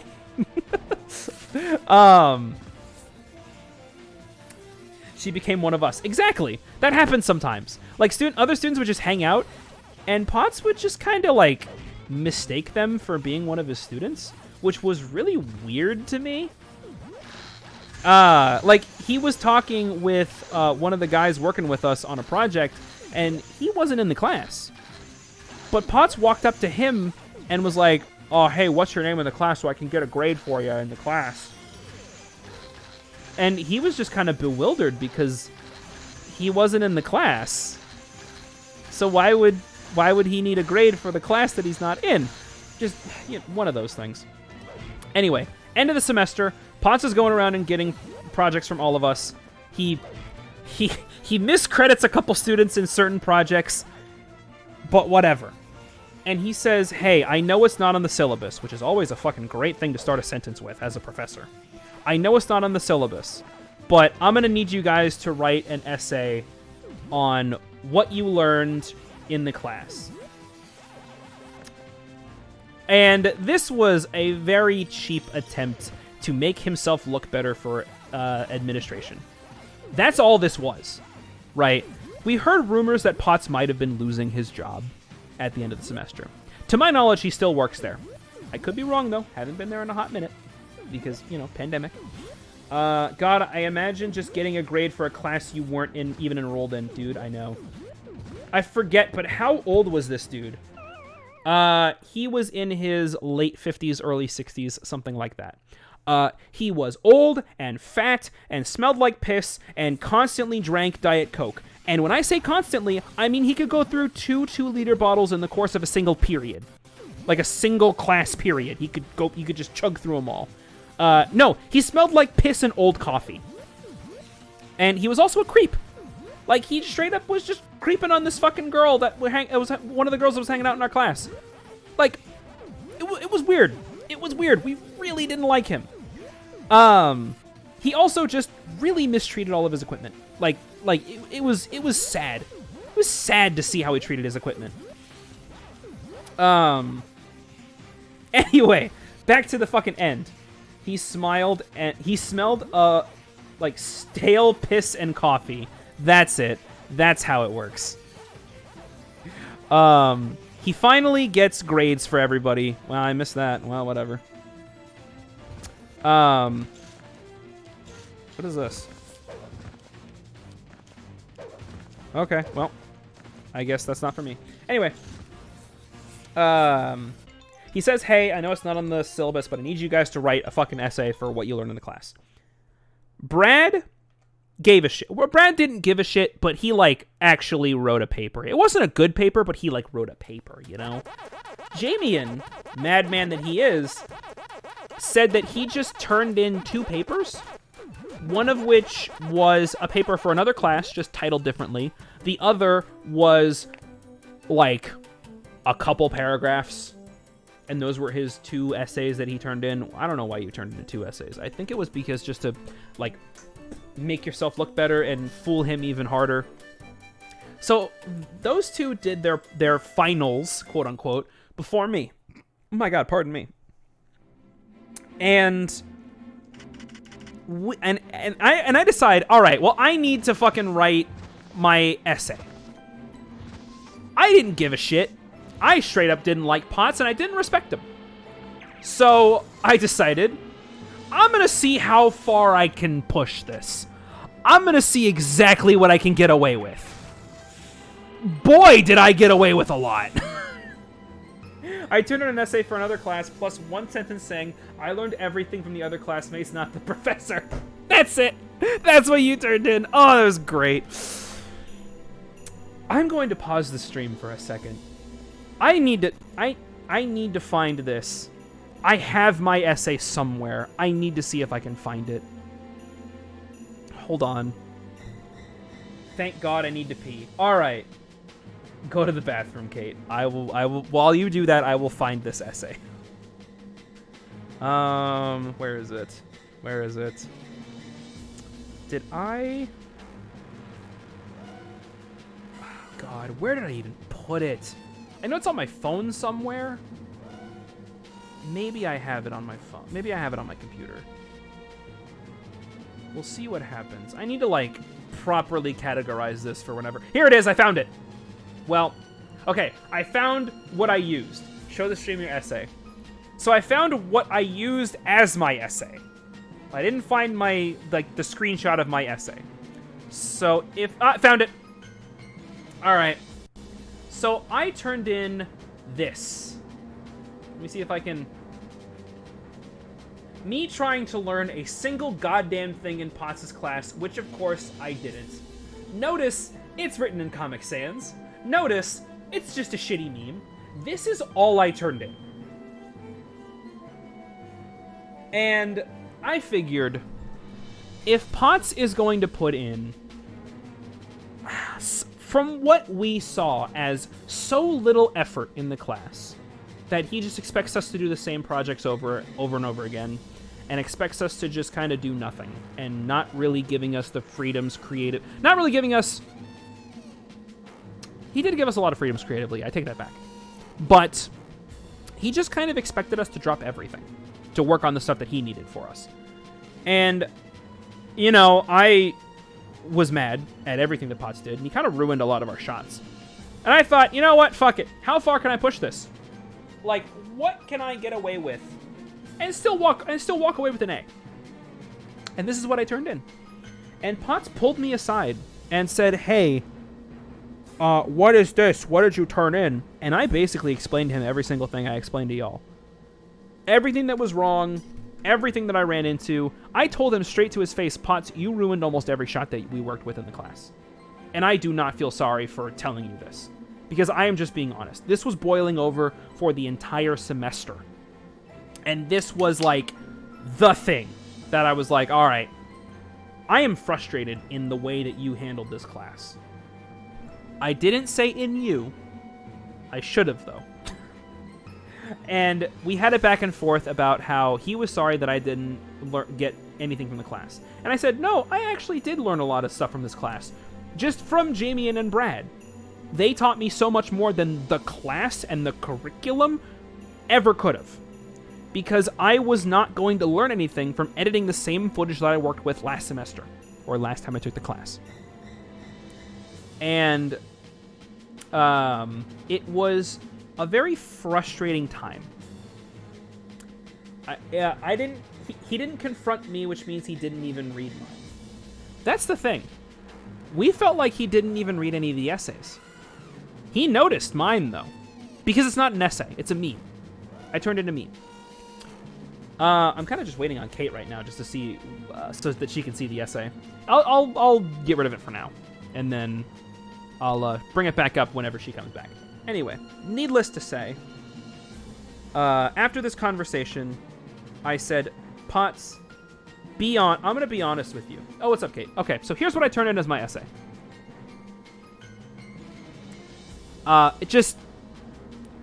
This is it.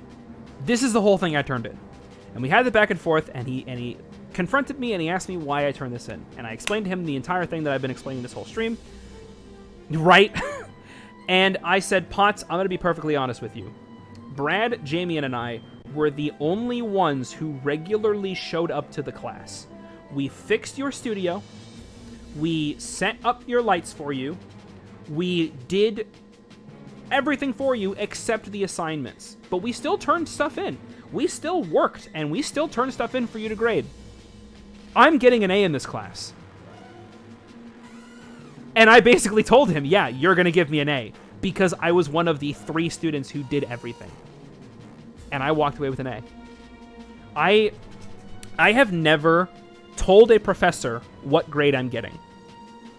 I will never be able to get away with that ever again. But I'm going to say right now, walking away from my professor after saying, I'm getting an A, I've never felt more like a Chad in my life than that exact moment. And either we got an A or he was getting fired. You know what? I didn't say you're getting fired because I wasn't 100% sure if those rumors were actually true or not. And I didn't want to bring that stuff up because I didn't know. But I did talk about exactly what I knew. And is that the 3 of us were the ones getting A's. Because we actually showed up. And we did our work.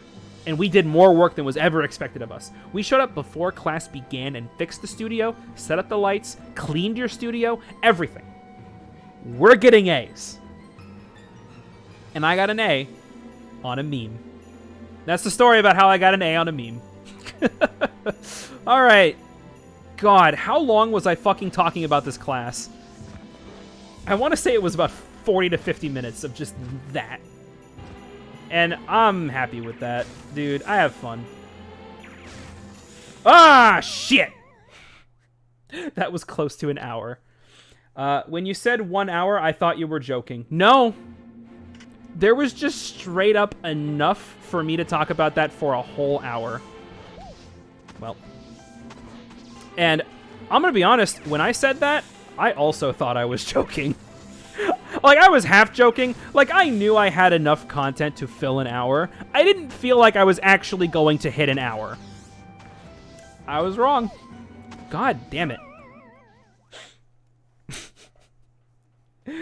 Oh, man. After this boss, I'm just gonna kind of unwind a bit. Because shit, dude. Excuse me? What if he's watching? Derek.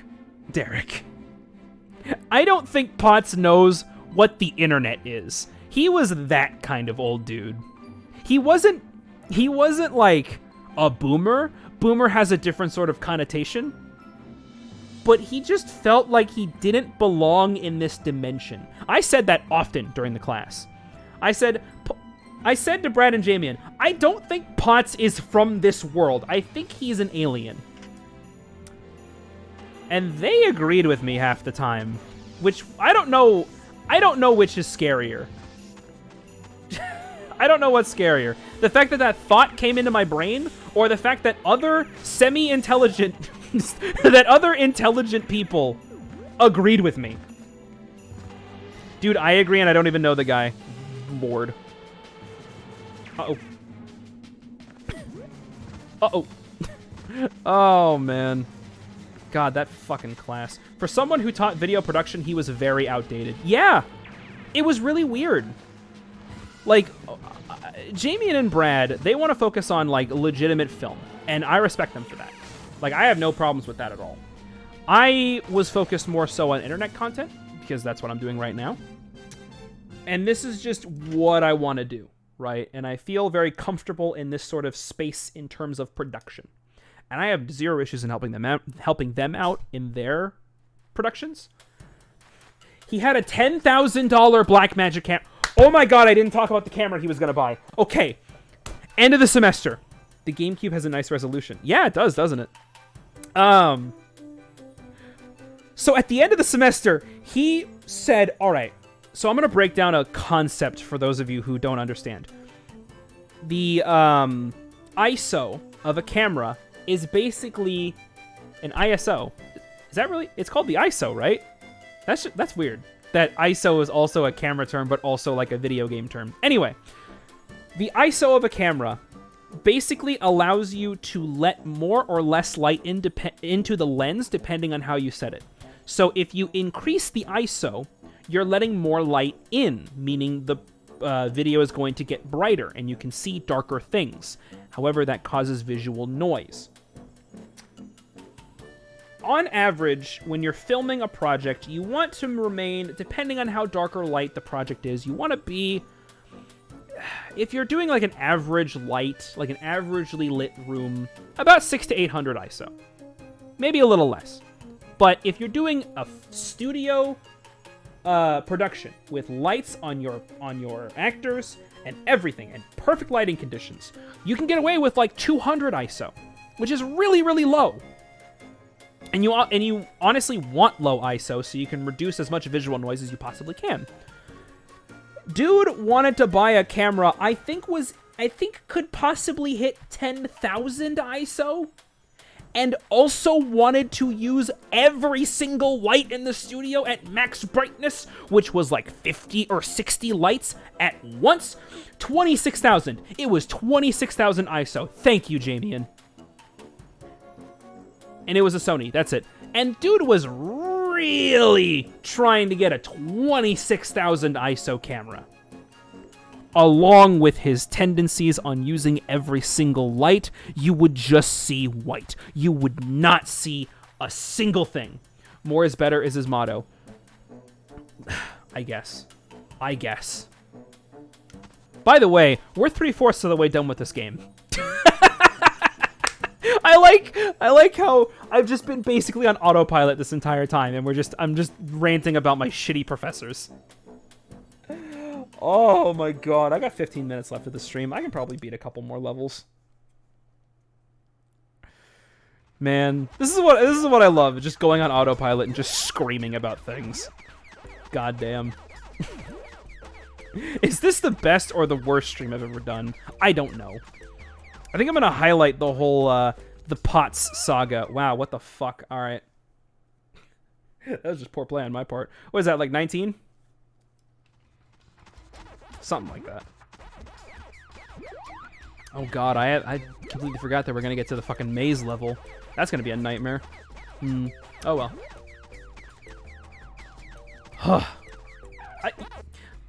Pardon me, chat. I need a drink of water. I'm gonna do that right now.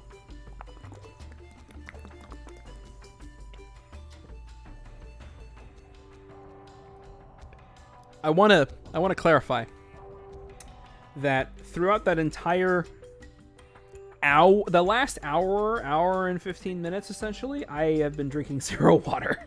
So my throat is fucking hurting right now.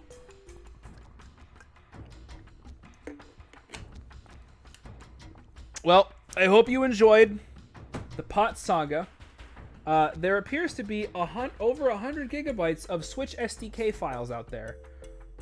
Oh no. Oh no, that's not good. All right, so Derek, why don't you?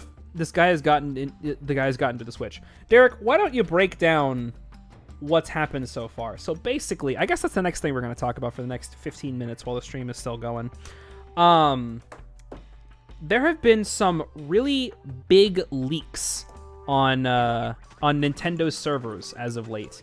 And when I say big leaks, I mean like development builds for consoles have gotten leaked.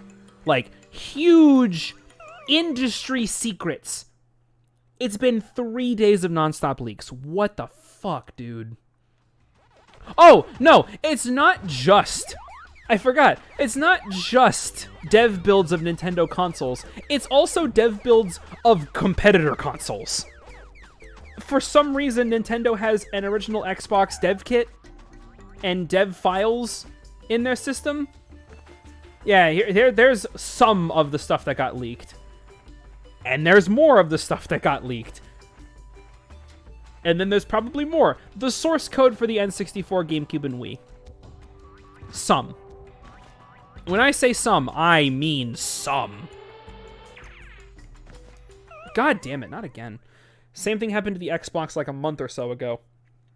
Same thing happened with Last of Us 2. Fuck, Jamian, have you been following the Last of Us 2 news? I guess we can talk about that too, because like, Xbox builds or N64 games fucking leaked. Jesus. Oh, excuse me. Xbox builds of N64 games got leaked. How does that happen? Man. Jesus. No, but I need that game ASAP. Jamian, have you seen, like, anything that's happened because of the leaks? Because I'm concerned that you might not enjoy it. I don't know, dude.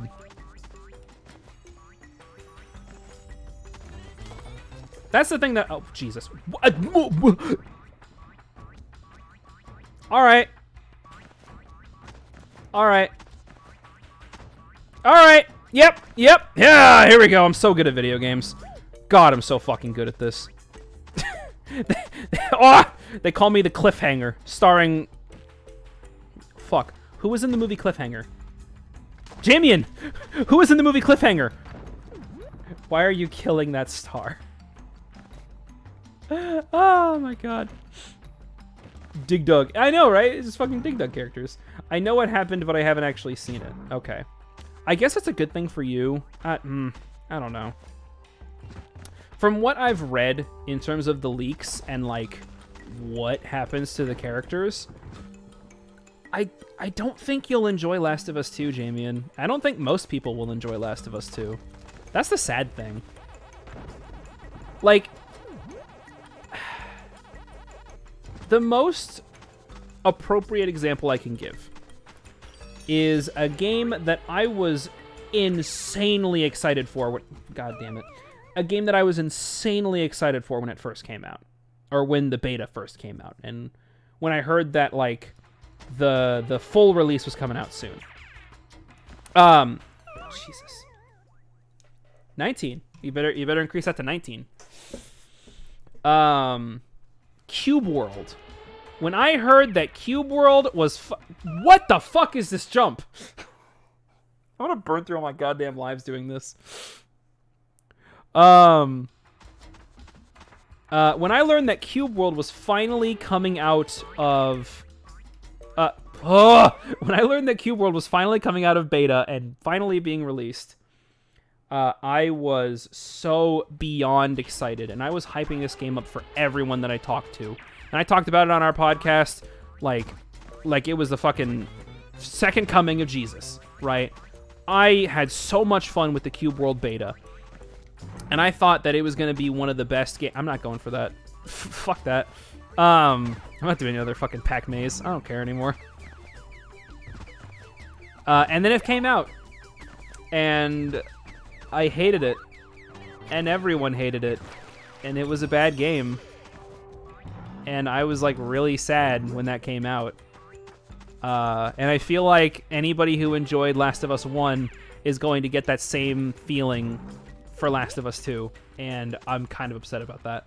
I heard Ellie was a lesbian, but I don't know if that's true or not. Either way, that's not really a big thing. Okay, well, first, Ellie's always been lesbian. She was gay, I think, in the DLC of Last of Us 1 or some shit. And I don't want to spoil it for anybody. The gay DLC, exactly. How do I say this without spoiling it? Big things happen that shouldn't have happened.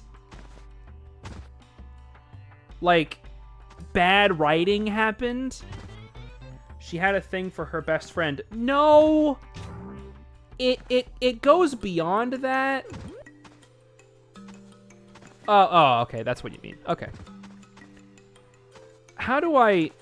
Derek's seen the leaks. He knows what I'm trying to fucking say. It's not good. All I'm going to say is it's not good. Last of Us 2 is not good already. Talking about the DLC or number 2 right now. So, in the DLC of Last of Us 1, I think it was confirmed that Ellie was gay. And in Last of Us 2, apparently they do something really bad and misrepresent what being gay is. I'm watching Nintendo's pipes break. Jesus Christ. I played the DLC. No. From what I hear in the leaks, apparently the representation of, like, being gay is really bad in that game. I don't know the exact specifics of what it is. Wait, I don't care about spoilers. I'm gonna go look it up. Yeah, go ahead. Yeah, you can go ahead and look it up.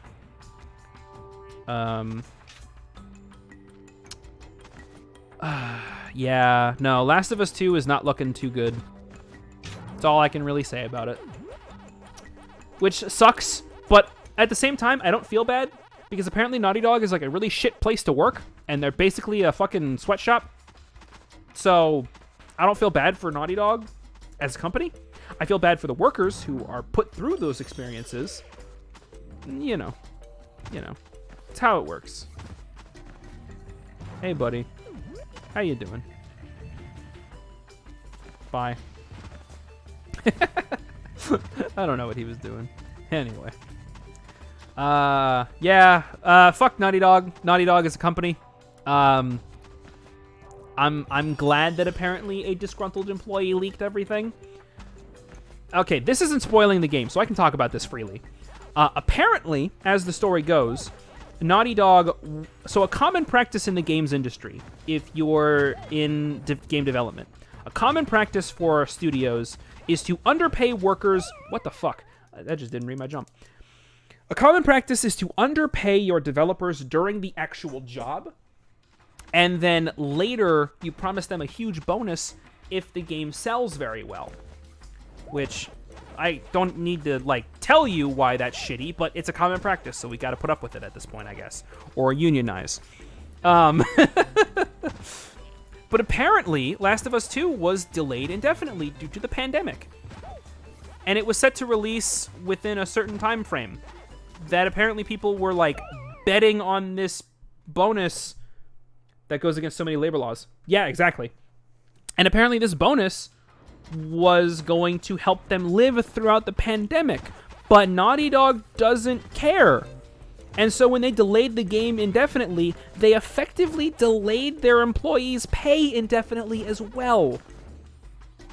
So, a disgruntled employee basically risked financial and employment ruin to make sure that the game gets a fucking release date and make sure all the other employees get their fucking pay. Because, what was it? The funny thing is that when the leaks started coming out and all the debug footage and basically the entire game just started showing up on YouTube, within, I think, 3 hours of those leaks coming up, Naughty Dog was like, we got a release date now, guys. The game's gonna come out. Aren't you excited? Yeah, we're so excited. Last of Us 2, yeah. Fuck Naughty Dog, dude. Yeah, that's the big news story of the stream. Anyway, we finally reached the end of the level. We reached the volcano area. If Ginger's not going to be here on Friday, I'm just going to finish up Pac-Man. And we're about halfway through the game. Now that I think about it, we're about halfway through the game. Yeah. I just looked up the leaks. I'm disappointed. Yeah. So, if you pre-ordered it, go ahead and cancel that pre-order. Like, the shitty thing is that when I say that, I just thought about what I said. And I'm basically saying, hey, cancel your pre-order, therefore make it sell less, therefore make these employees' bonuses worse. I realize that's what I said. But, like, I don't think a lot of people are going to stick around after what they just went through. I feel like they're going to try to leave and go to another studio, hopefully, if they have the opportunity to, which I really hope they do. Yeah. A big buzzword in the industry is crunch, and unfortunately, pretty much every single big mainstream game has crunch. Minus some games. Animal Crossing, I believe, had very little crunch. Last of Us 2 is just fucking bloated with it. Red Dead Redemption 2 is bloated with crunch. It was awful. But yeah, game industry's fucked. What am I gonna say? Anyway, we reached the end of the stream. We're gonna go ahead and end for the night. I am going to go take a shower and unwind and do my laundry. My life full of crunch. It's great. It's great, isn't it? I hope you guys enjoyed an hour of miscellaneous conversation and then an hour of me complaining about my professor. Hope you all have a great night. I'm just going to go be quiet for the next 4 hours. And also work on the next script. I will see all of y'all on Friday at 7 p.m.